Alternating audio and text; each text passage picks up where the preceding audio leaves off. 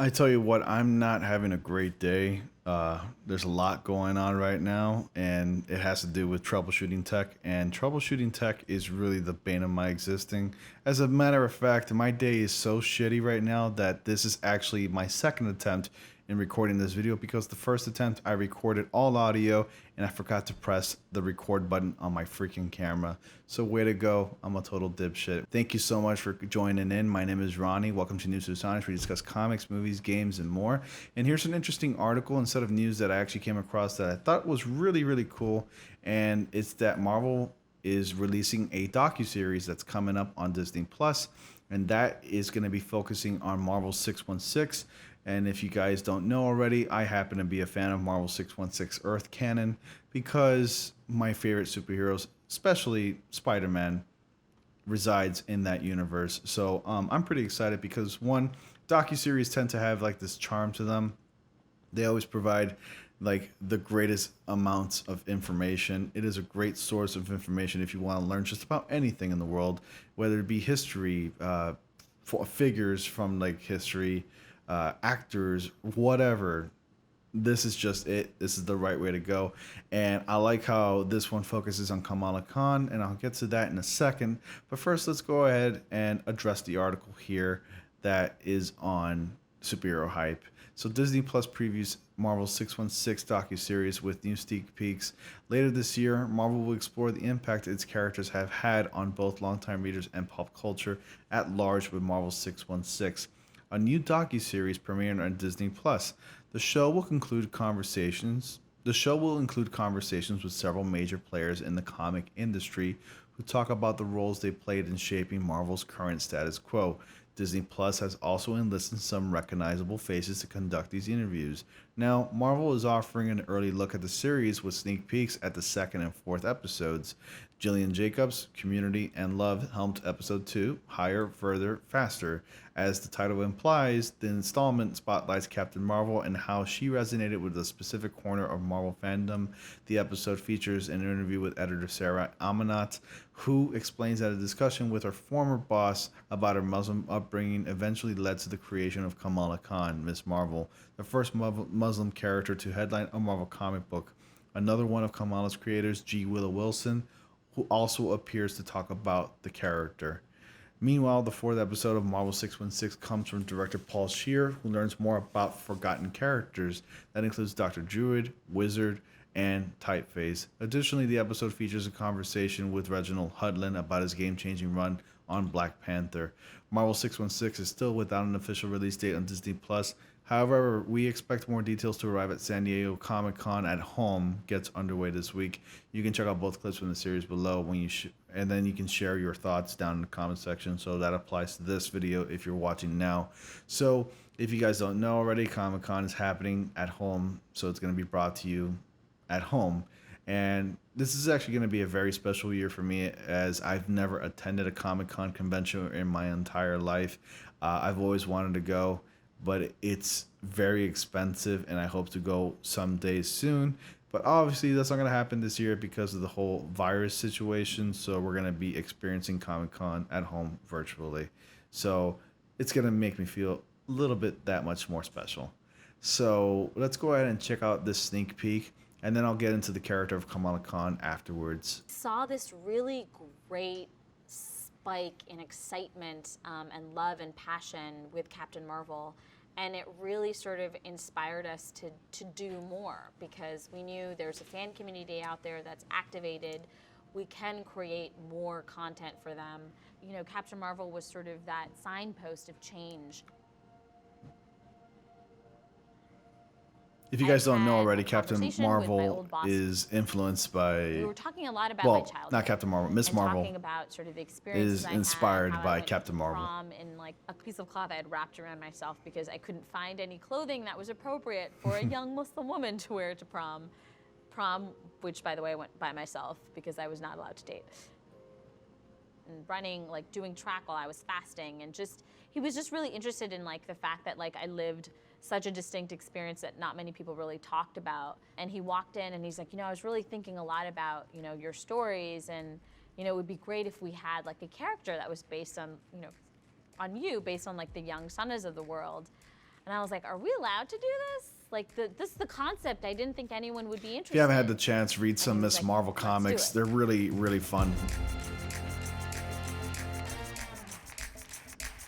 She's relatively new in the comic book scene. I think she debuted about 5 years ago, if I'm not mistaken.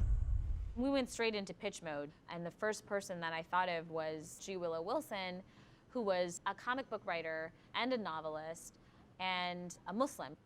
She called me out of the blue, and she said to me, hey, we want to create a new young American Muslim superheroine and put her on her own ongoing series. Do you want to write this book and help develop this character? And I was pretty convinced that they were joking. Because I said there's no there's way always room for that any that kind of has- character. You know, Marvel Comics, so they said yes. How often does that happen? I didn't say yes right away. To be called up by 2 editors at Marvel and told, yes, we want to put a Muslim editor and a Muslim writer on a book about a Muslim character. I was like, you're going to have to hire an intern just to open all this hate mail. You're gonna, like, it just seemed like waving a red flag in front of all of the people who thought that people like me and Sana should not be in comics at all. But Sana was so driven about this series. She was so prepared to usher it through, to make sure that it was done right, to oversee all the nitty-gritty, to run interference if necessary, that I was just kind of swept along. I was like, yeah, absolutely. I mean, if you're this committed, I'm this committed. Definitely Let's do looking it. forward to watching the series on the Disney Plus app. Now, if the Captain Marvel or Miss Marvel, I'm sorry, should I say, does ring a bell to you, and you've seen her recently, that's because she's going to be one of the main characters in the upcoming Avengers title games. So that's going to be coming out later this year around September, hopefully, if it doesn't get pushed back again.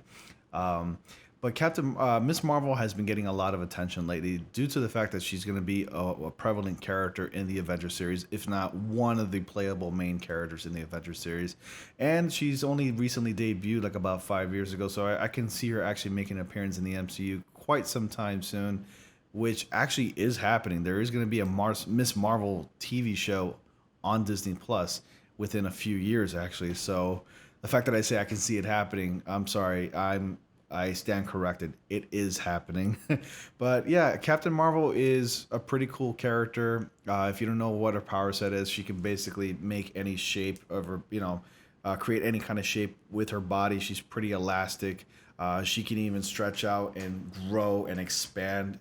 And her title, Miss Marvel, is inspired by the Captain Marvel title because she really looked up to Captain Marvel growing up in the comics.